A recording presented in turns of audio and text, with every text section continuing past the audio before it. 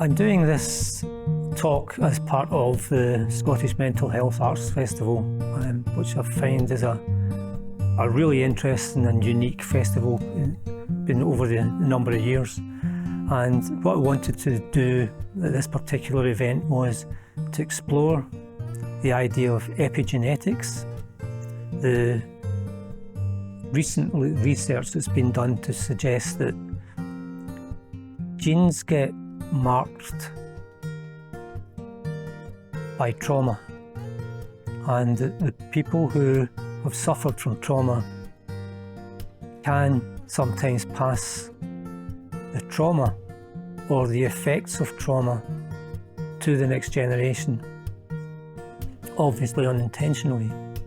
And I wanted to explore that from the context of my father's life and my Polish ancestors' life, all of whom suffered trauma, usually during wars or periods of oppression.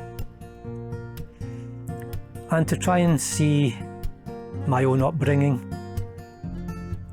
and my father and my mother's roles in that from the perspective of the grave difficulties that they faced in their lives. And from there then to say the practices and the philosophy of mindfulness and how that could possibly help people manage these very difficult and volatile emotions and get to a space where their mind becomes clear and their life becomes peaceful. Tonight I want to explore recent research about the trauma that's happened to our ancestors being passed on via the genes. This is relatively recent research, the last 10, 15 years. And I think the first piece of research was to do with survivors of the Holocaust, their children. And because for many decades it's been a kind of known thing that there have been difficulties for the children of people who survived traumatic events. The difficulty was always, well, was that not just because the parents were traumatised, therefore there were difficulties in being parents? But there was genetic research being done, and they started to see that the genes don't change as such, but they almost like get marked, a bit like, if you, so somebody's coming in. Hiya. Come in, it's no problem. Hiya, come in. Hiya. Yeah, so I've just started, so don't worry. It's as if some of the parts of the genes almost get scarred or scraped by trauma. And that then, when they have children, sometimes that gets passed on to the next generation. And being a survivor, my father being a survivor of a Soviet labour camp and some horrendous experiences, I've always wondered, much of this is just dad being dad, and how much is it something genetic going on? So it's been an interest of mine for a long time. The other thing is that when, obviously, I teach mindfulness, I teach mental well-being methods, and there's really nice research in the last 5 to 10 years of that type of technique or that type of therapy helping other people who have been traumatised, and also directly helping people with the genes. And they've started to look at how the genes are affected by you practicing mindfulness, you sort of having quiet moments, you noticing things better, and that's softening the agitation in the mind. So it's an interesting space. I'll start with the bad news for me in this regard is that it wasn't just my dad. It was his father had been literally through the wars. And when I was in Poland just a couple of weeks ago, I met my dad's last living cousin. And in casual conversation, I'd never met him before, in casual conversation, he said, yes, when my father was sent to Siberia, and now every Polish family has got someone who's been sent to Siberia, it seems to be the way. of the country.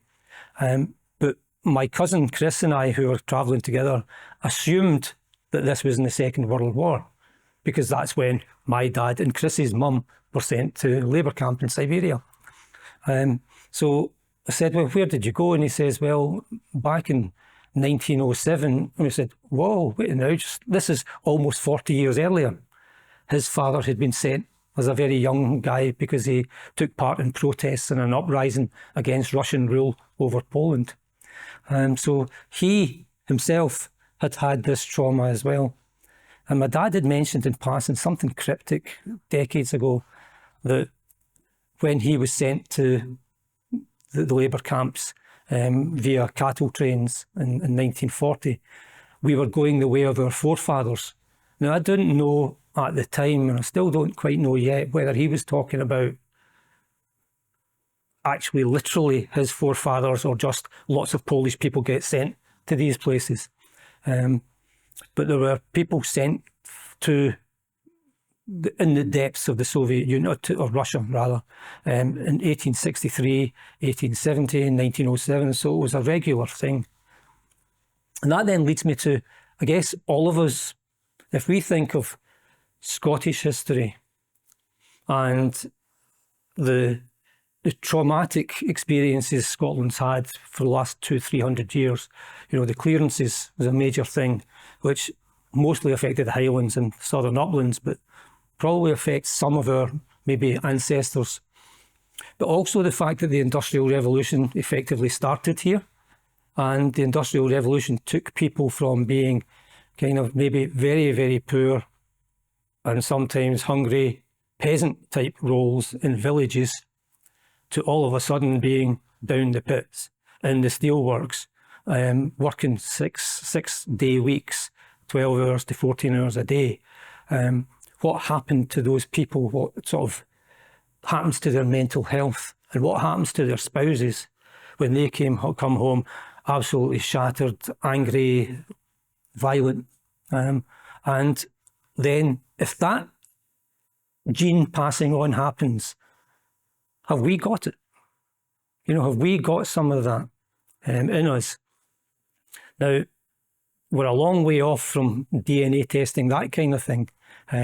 My wife's qualified there's 2 qualifications in genealogy and genetic genealogy. So I kind of up to speed with this sort of thing. But it'll be interesting one day to find out just how many people living in Scotland today have got genes that have been marked and shifted because of trauma of their ancestors. I'm kind of unlucky in this regard. I should be an experiment because not only my father's story, but my mum, all 8 branches of my great-great-grandparents, I think it's 8, all came from Ireland because of the famine. So that's 8 loads of people's genes coming into my generation. It might also explain a lot about my 7 brothers and 2 sisters, but that's another story altogether. I want to start with, this is the very beginning of the book. So this book is about my dad's early life and the origin of the Stepeks as far as we can go back. And my grandfather was called Władysław Stepek. Władysław Stepek was born on 19th of September 1893 in a wooden bungalow on the outskirts of the village with farming land behind it. The village was Hatchów. The house is believed to have been built sometime before 1800 and is made of very thick, long logs. It remains in family hands.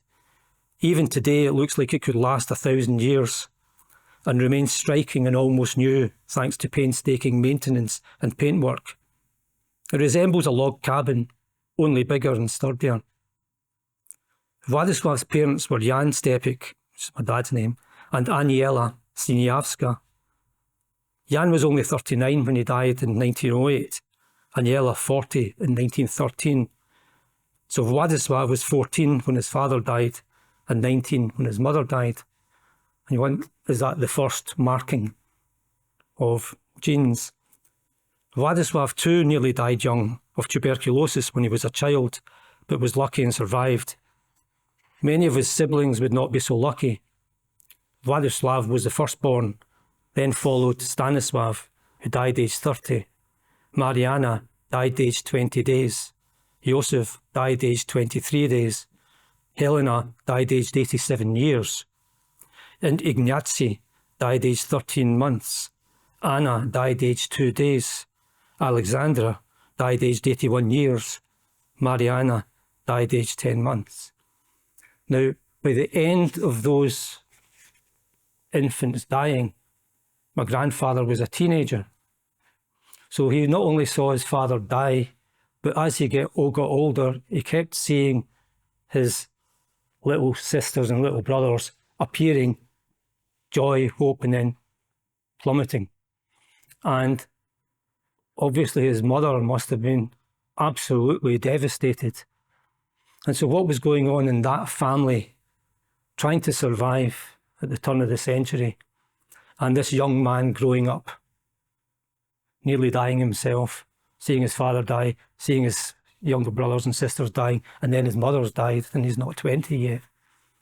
You wonder what happens to both at a humane and human level, what's happening to that young man. But also you then now wonder what's happening at a genetic level to that person. Vladislav was an astonishing, I wish I'd known him. He died of cancer during the war when he was in the Polish resistance, not knowing whether his wife was alive, she wasn't, and not knowing whether his children were alive, and they were. Just a really tragic, poignant end to his life. But when, in the in-between times when the First World War was coming to an end, he saw the opportunity to try and fight for Polish freedom, Poland get its independence back after 123 years of being occupied by Germany, Russia and Austria. But before then, in the First World War, he was conscripted into the Austrian army and he was captured by the Russians in 1915. So this is just a couple of years after all his family had died, you know. And he was put into work as basically a chemist in an armaments factory in now Ukraine. And because he was a pharmacist, he grew up as a pharmacist. Whilst at the factory, Vladislav spoke to his fellow workers, agitating against the Tsar and the Russian occupation of Ukraine and Poland. I mean, that's crazy talk. I mean, this is a POW in a prison agitating against the people who are in charge of him. The authorities soon found out, so he was placed in an underground cell whilst the officers in charge considered what to do with him. They sent him to a holding place Vladislav later referred to as Bermuda, which may have been in Belarus, to await his punishment. Eventually the news came he'd been sentenced to 15 years in Siberia, and paperwork was accordingly drawn up for his long journey into deeper exile from his homeland. Then fate intervened in a strange way. He fell ill with tuberculosis for the second time in his life. For some reason, the prison camp authorities decided they would operate and see if they could save him. This is 1916. He's a prisoner of war. Russia's falling apart. You think, what was the operating theatre like, you know? Where was the anaesthetic? They cut out the infected part of his lung. He was just 21 years old. It's hard to contemplate the conditions in which such an operation was undertaken. Yet somehow he survived, perhaps because of his youthful energy, though it left him with physical disabilities for the rest of his life. Now, he managed to wangle his way to freedom eventually.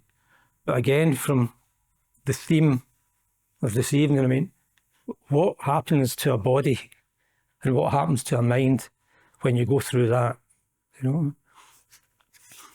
Somebody says, that this will hurt a little, you know? So, my grandfather married a very wealthy young lady, 10 years his junior. And just last month I went to see where they were married, the first time in my life. Very moving because I knew what happened to him. But my grandmother, at the beginning of the Second World War, was sent to labour camp with my dad and his 2 younger sisters. And she died of starvation. And my dad witnessed that. And he witnessed his 2 younger sisters, who were 14 and 12 when they were sent away, shrivelling up, as he was shrivelling up. And so this then is, did dad get passed on any of his father's trauma? And now dad's getting trauma. And now in 2024, I'm looking back thinking, whoa, what's in here? What's in me? What's in my brothers? What's in my sisters? When the Second World War broke out, Dad was living in what's now Western Ukraine. Poland used to have that part after the First World War, and the Russians just took it in 1945. But what happened to my dad and his family are now the hot spots of the world. It's Ukraine, Russia, Iran, Israel, Palestine. That's where they were in that period. And it's actually heartbreaking to see those places just imploding again. You think, how do we learn? How can we learn to have peace? But when the Russians invaded Poland at the same time, 2 weeks after the Nazis invaded in the West in 1939, my grandfather was tipped off that he was going to be executed because he was deemed to be a potential resistance fighter or resistance leader. But a communist friend who was at the meeting that made that decision came to him first and said, "You need to go." And he took him in a cart to a railway station where he could go into hiding.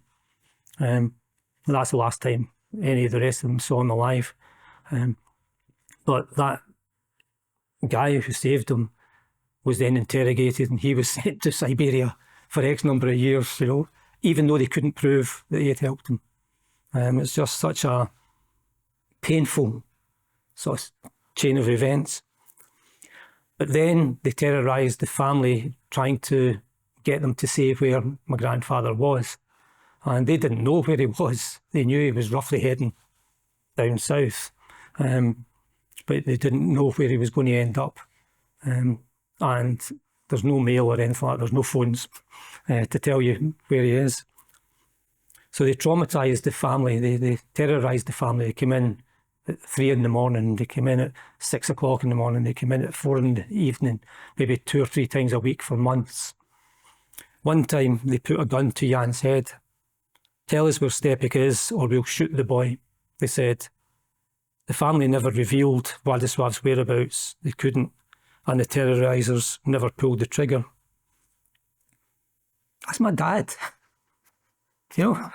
It's hard even to think that when you read the words. You think, that's my father. That's the person that, chairman of Hamilton Accies, that's the person that used to drive about in a Rolls Royce in Hamilton. And that's what happened to him when he was 17 years old. So when you look at life that way, then you start to see that there are reasons for why people are the way they are. It's very difficult to describe how I feel about my dad. I loved him to bits, and I think that's almost an automatic thing between parents and children, regardless of how they are. And Dad was fun, charismatic, he was charming at times, but he was tough as nails, and he didn't suffer fools gladly. And the downside of that was he judged everybody as a fool. So it's just boom, boom, boom. And he is so full of energy and wanted to get things done and wanted to get things done well and fast. And when you're 9 years old, you can't really cope with that. When he tells you to do the weeding and you don't know what a weed is and you're 7 years old.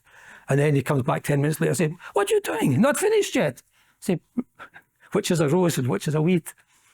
So when you grow up and look back, especially with the the kind of evidence of science, and you start to say, I can maybe begin to understand why he was like that. That almost sort of ironclad defensiveness, that he couldn't show emotions. And it's interesting, I think, teaching mindfulness, you start to delve into this stuff a lot more. And you see that men in particular find it hard to express emotions, to be open about it. And it seems to be the case in almost every country. And you wonder how much that's just genetic over the years and how much is actually possibly trauma that's been happening to people over the years, because women tend to get traumatised, sadly, by men most of the time, but men get traumatised in war and in battles, and it's sort of very, very gruesome physical things. I remember writing a poem once about Bannockburn from a point of view of a peasant who was conscripted in at the last minute, and he loses his leg, and he's not celebrating the battle, the victory. He's just raging that he nearly died and that he thought he wasn't going to see his daughter again. And I didn't know anything about the trauma at that time. I wrote it 20 odd years ago, but it was just trying to understand that when we learn history, we learn these big stories, but actually there's individuals in there, and these individuals have got their own unique perspective, their own unique stories. And I think from my point of view, the perspective of mindfulness, the beauty that scientific research in the last 40 or 50 years has shown, the understanding that if you can learn to notice your own mind and learn to notice when it's angry, when it's anxious, when it's down, when it's confused and uncertain, and to be able to take it to somewhere safer, more uplifting, and just be able to see that, not suppressing your emotions, but recognising that they're there, and then saying, yeah, but that's not a space I would like to be in just now, and see if you can take it somewhere else, even just to look out and see the autumn leaves, and all of a sudden some of the anxiety goes, or some of the anger goes, and you're learning to manage your life moment by moment.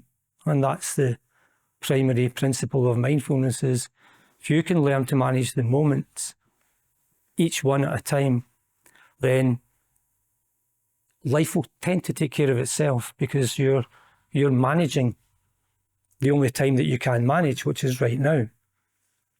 Now, when you start to do that with the emotions, you start to see the patterns that recur in your head, and you start to see very powerful conditioning, very powerful programming going on in us.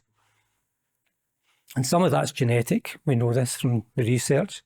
Some of it's upbringing, some of it's just the culture we grow up in. I think in certain countries, if your national football team was playing Portugal, it wouldn't really matter to 90% of the population. But in Scotland, it's a big thing. And that's a cultural thing that some of us get caught up in. And we don't choose these cultural add-ons, if you like. These things soak into us by osmosis when we're very young. And what mindfulness does is it starts to see these things occurring in our head. And from a point of view of an adult, afresh, you can start to say, well, that's harmless, that's fine, I'll keep that in my head. I don't mind that recurring. But that stuff there, well, that's harmful, or that can hurt other people. I need to find a way now of letting that stuff go. And the process is notice it, letting it go, noticing it, letting it go, which is a kind of reprogramming. You're letting go of destructive emotions, destructive reactions, and in its place you're putting in constructive ones. Now, that's not a difficult concept to understand. It's something in a very crude way that we learn at school. you know, whereas you're excited about things and you're talking to your friend and the teacher says, pay attention. And all of a sudden you learn to pay attention.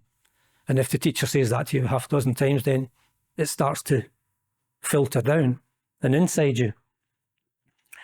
But these deep emotions of trauma, I was at a conference 9 or 10 years ago now in Glasgow, and it was about prison reform and about violence.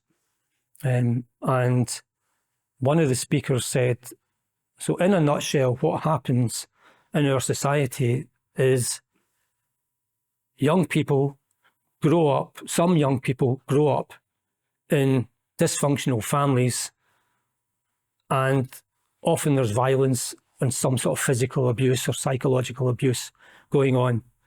Those children grow up traumatized, and the only way they react is by being violent and aggressive in turn, and then that eventually becomes a crime and you send them to prison.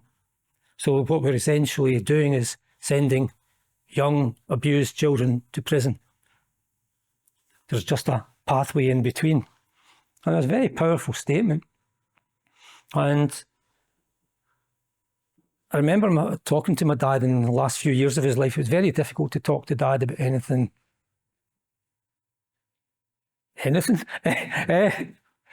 important, until he had a series of strokes in the year 2000 and thankfully recovered mostly from them. But he was then going downward. You know, he was going down over a period of 10, 12 years till his death. And then he started being open. And I, at the same time, was starting to gently probe him, which is where all the information in that book comes from. And when I was talking to him, you could see him feel and then eventually say, I wish I'd spent more time with you. You know, not just me, but there's 10 of us. And he was just too busy saying, let's do this in life, let's do that in life. And, you know, at a surface level, great achievements. But at a deeper level, I don't think he was satisfied with that. I don't think he was fulfilled with it. And I think now I can see the wee 17-year-old boy, you know, or 19-year-old by the time he could put his hand around his thighs and touch his fingers because he was a skeleton and he was that close to death. And the trauma and the fear and all of that just plaguing his life for almost 2 years. His mother wrote a letter to her husband in hiding when she was in the labour camp, saying that she had lost 4 stone in 5 months because of the malnutrition in the camps. And he saw this, you know, his mother was 36 and he's now the oldest son and he's there to try and care. So when you start to see your own parents through a different lens, there's a lot of forgiveness goes on. There's a lot of understanding goes on. And I would just maybe ask you guys who maybe were luckier or unluckier than me in terms of how things were when you were growing up, to just reflect on that and think, you know, did we really know what our parents went through? Did we really know how they became who they became? And just to put this in perspective, I had a brilliant childhood. It was just, my dad was a very tough and unpredictable guy to deal with. He wasn't violent, but he would shout at you just like that. And of course, he shouted at you in this immaculate Polish accent that nobody else in Hamilton actually had. He'd say, "Dandies, out of my way, do it myself." I actually said this at his funeral.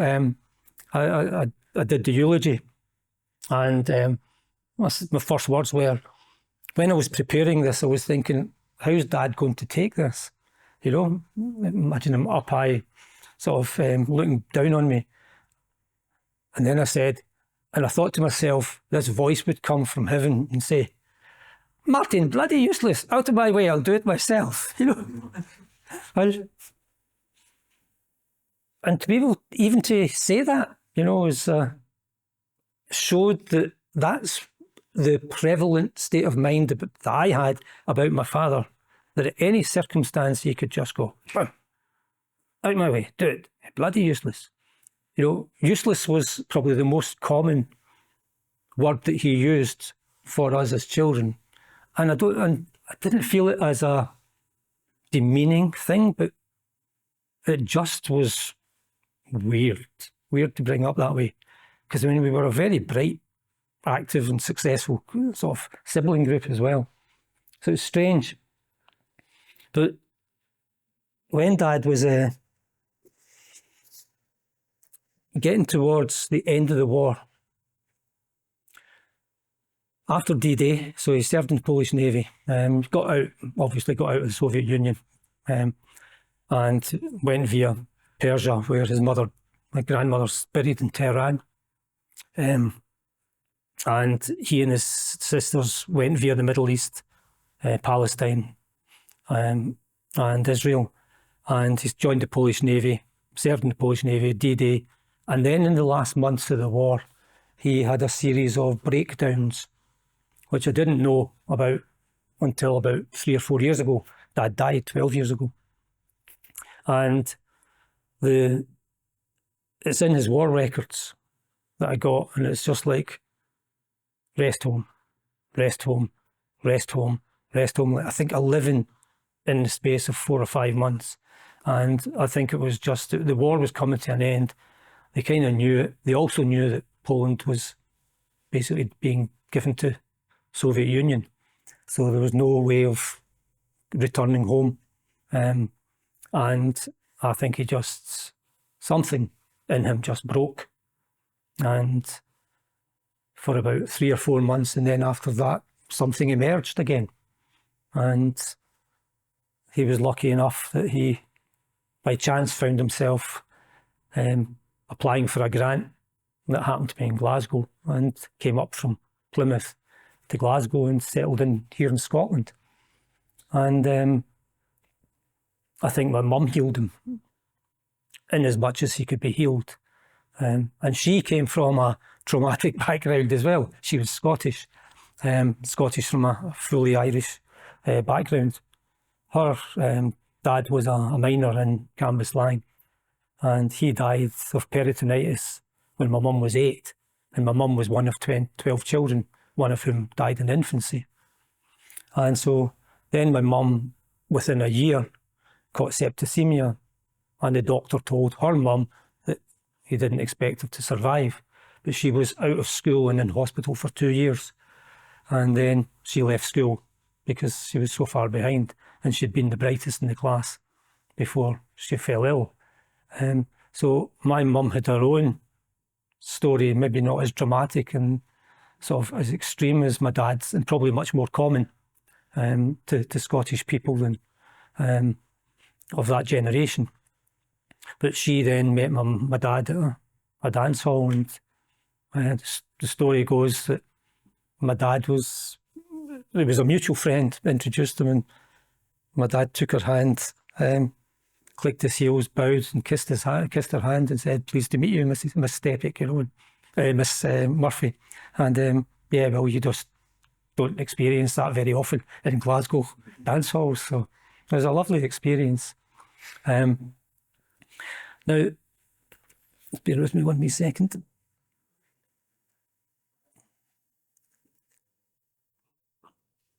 I want to just touch on something that then I started doing, and I guess without knowing it, and it's just really looking back at the science of this. Writing. So I write a lot every day. It's almost the first thing I do. I wake up in the morning and say thank you for being alive. It's a mindfulness habit. Thank you to whoever, God, the universe, luck, chance, fate, whichever way you want to take it. And that to me is a mindfulness practice. It's basically, you wake up, you're in a mood, could be a good mood, a bad mood, it could be tired, everything. But then you say, no, I want to have a particular frame of mind. And my particular frame of mind is gratitude for being alive. because that makes you, well, yeah, good. Because if you think, oh, it's terrible being alive, then you're not going to get out of bed. So this is manipulation, if you like, of your own mind in a good way. So I think that. Then I go down the stairs, feed the cats, make sure the rabbits are okay outside, and then I start writing. And I've been doing that since I was 14 or 15.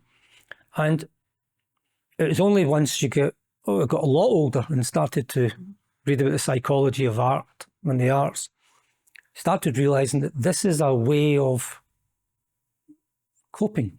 This is a way of reflection. It's almost a sort of therapy. And also a way to try and understand your role in life when it's not clear. And some of the writings come out as self-explanations about the mind, about family, about whatever. And others come out like poems. And I say like poems because I don't really distinguish the two things. They just emerge. And I think they're a process of letting out stuff that probably needs to be let out. I don't mean it's all dark and gloomy. Some of it's really positive and healthy, but it still wants to be expressed. And this thing that I've spoken about before, about pressing out and coming out, I think a lot of that can be understood, or some of it, as what do you do when you've inherited certain traumatic or difficult things from your parents, either through their parenting or from the genes. I just want to read a couple. This was the first non-poetry book I wrote, called Mindful Living. And this was me trying to understand the death of my parents. And it's called There's No Such Thing as Normal. Last week, I finally was able to focus once again in my work. Fully 5 weeks after the death of my father, then my mother, who died 3.5 weeks apart. It was a pleasure, almost a relief, to get back to something comparatively stable and familiar. An attempt to get back to normal. But when I reflected on it with some mindfulness, it struck me that there's no such thing as normal. In fact, it can be unhelpful to think in that term. Every moment is rich with potential. Every moment is unique. When we think of things as normal, there's a real chance we'll slip into automatic pilot. By doing so, we may drop our mindfulness of what's possible in the moment and revert to habitual, unthinking way of dealing with familiar situations. Right now, the sun is pouring through my office window. I could think of it as annoying as its brightness hits my eyes. That's my habitual way of thinking of that situation. But it's also warm, somehow uplifting, maybe because there's 1.5 inches of snow outside, so the twin effect of snow and ice is bright, clear and sharp. That's me writing out my grief and saying, yes, I've lost my parents, but life is still beautiful.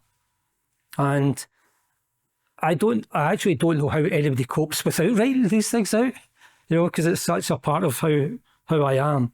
And the last sentence in that piece is, I've abandoned normal for a better, healthier and happier way of seeing this moment in the midst of grief. I've got a good friend, a guy called John Guzlowski, who's an American Polish poet.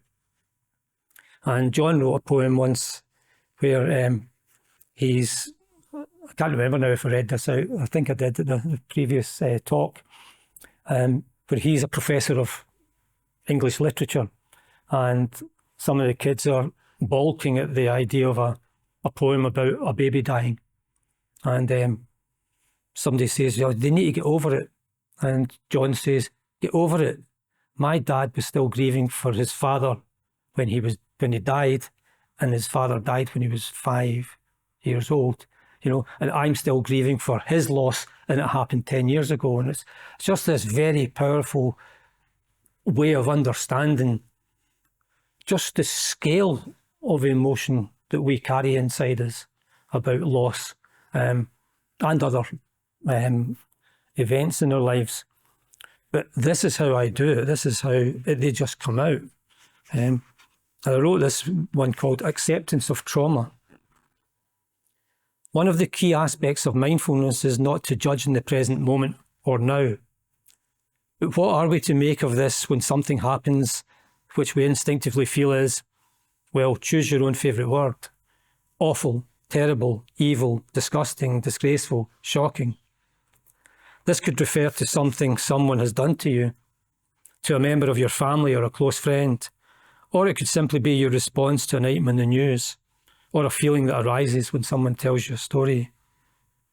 Don't we have the right to be angry, feel hatred or dislike for the person who could do such a deed? Even more strongly, shouldn't any decent person feel the same way? Meaning that if you don't get angry or riled, then there's something wrong, uncaring, immoral about you. Mindfulness does not ask that we stop making distinctions between right and wrong behaviour, our own and others. What it does ask us to do are the following steps. 1. Become aware of what you're feeling in response to the news or incident. 2. Observe your own state of mind, what you're feeling, calmly and gently, not allowing yourself to get swept up in that mood or emotion. 3. The process of becoming consciously aware, then observing what your mind has created, usually softens the mood or feeling to some degree. And from that less heated perspective, you can then ask yourself how the mood or feeling helps you or others in any practical way. 4. Only then are you in a clear and peaceful enough frame of mind to know whether anger, judgment or condemnation is helpful or not. In my experience, and yours may be different, emotion that moves you towards animosity in any way towards a living thing or person is rarely helpful, especially as it helps form new mental habits similar to the one you just expressed or feeling or felt. On the other hand, expressing in a calm, sympathetic way to the person who has been harmed or upset by another person that you feel what the person did was terrible, awful, may well be appropriate, because now you're using the judgmental words to make the other person understand that you feel for them. You don't have to experience the negative emotions to use words in a sympathetic way. As ever, it's all about each unique moment, and you have to be the one who makes these decisions.